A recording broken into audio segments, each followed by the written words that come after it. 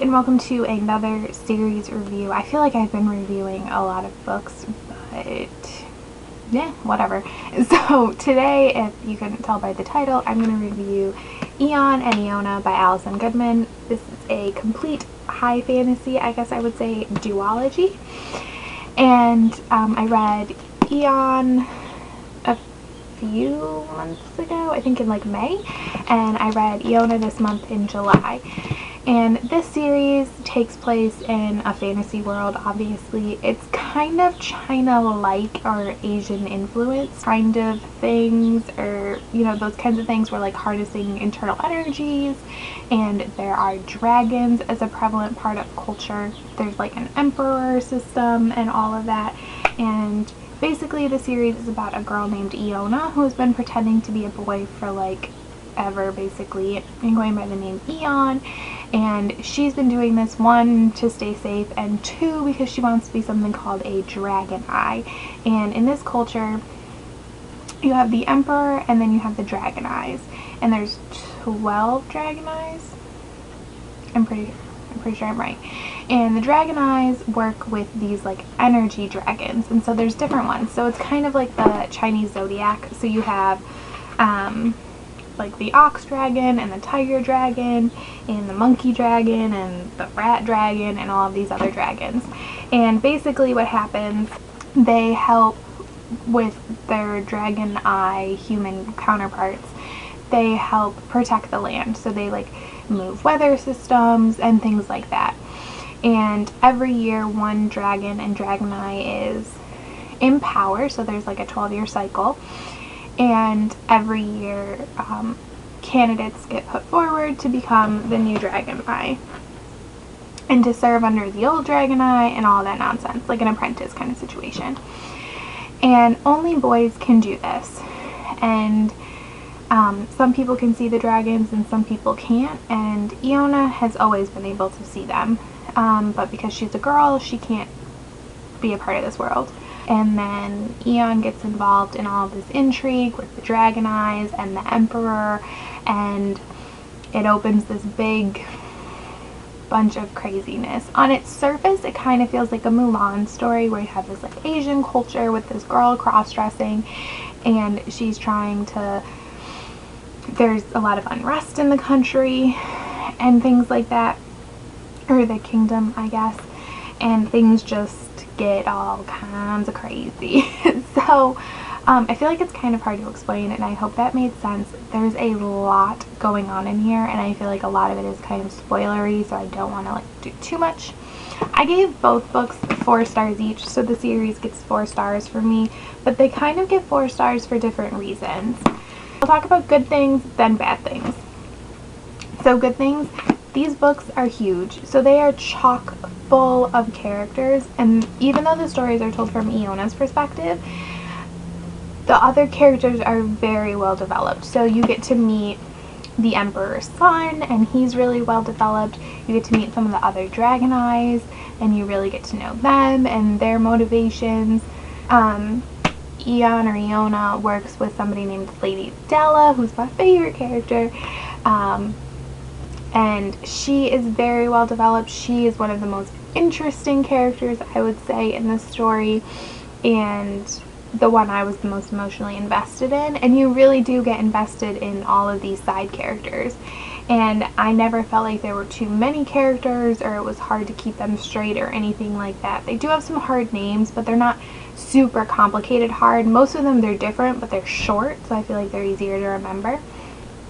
Another thing is, this world is really different. Like, yes, you can see the Asian influences in it, but Allison Goodman does a really good job of making it her own world, and she clearly knows the way this world works, because you can tell she knows it inside and out, and she describes it very well, like 95% of the time.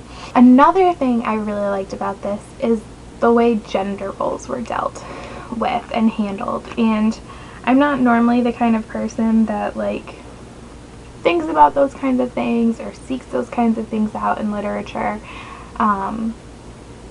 but this was done in a really good way. It dealt with some issues. I mean, you have a girl cross-dressing, and then there's a whole other storyline that comes into play that makes you wonder what it means. Like Eon or Eona, for instance, she's been pretending to be a boy for so long that she doesn't really know what it means to be a girl, and they have like different energies, like sun energy and moon energy, and sun is male and moon is female, and she like doesn't want to have moon energy. She doesn't want to be a girl. She wants to be a boy, and what that means and how she has to deal with it, and what it means when her gender is discovered by other people, and how they handle her and how they approach her now, but how she feels she hasn't changed just because she's a woman. And then you see other women who maybe they're in a capacity that women shouldn't be or aren't supposed to be in, but they have to deal with things, and they all interact, and it's very interesting, and I feel like it's a huge part of the story, but it's not done in like a preachy, we need to look at gender roles kind of way, so it's kind of approachable. So, the bad things. I think the world might have been a little too described in some ways, especially in the first book. I felt like this. I felt sometimes we described things for far too many paragraphs. Like, we did not need that much, especially you're in Eona's head, so when she's working with like all of her energy and everything, it's interesting and she's describing like every bit of it, but I didn't need that much. I thought it was a little over the top sometimes. I also thought that the ending of the book, the second book of the whole series, was very abrupt. It was like we needed a couple more chapters, maybe 4 or 5, maybe at least an epilogue. Like, there was a lot of things left unresolved. It was just like boom, done, and it was probably one of the most abrupt endings I've ever read. And I just have a lot of unanswered questions, and not in a good way. My final complaint is that in this book, romance starts to develop, the second one, Eona, and I found it kind of distracting, and I like some romance. If you saw my romance novel bookshelf tour, you know I like the romance. I mean, I went through a period of my life where I was basically only reading romance novels, so I am not afraid of romance being the center of a story, but I think it was just a little melodramatic, and that's probably why I had issues with it. And in a way, it was kind of like the Gallagher Girl series, which I just reviewed last week, I think. Eona is a really strong, intelligent woman, and sometimes when she's put in these like romancy situations, she completely loses her mind. And I understand it's new for her. She's been pretending to be a boy for so long, so having a boy or a man see her as a woman is a little weird and unsettling, but it was just too much for me. It's really the only reason I got bored, that and like the really abrupt ending. So really quick, would I recommend these? I would say yes, I would. And I gave them both 4 stars, so clearly I thought they were enjoyable. I would like to reread them again, like reread them at some point in the future, but not immediately. And I think that they're approachable to a lot of people. I think if you're not super into romance, I think you would still like it, because that's not in Eon, and you'd get invested in the characters that the romance wouldn't bother you as much, I think, in Eona. I think the fantasy is fairly approachable. She does a pretty good job of explaining things and making this world understandable for you, and like I said before, it's just chock full of well-developed, interesting, different characters to read. I would recommend them.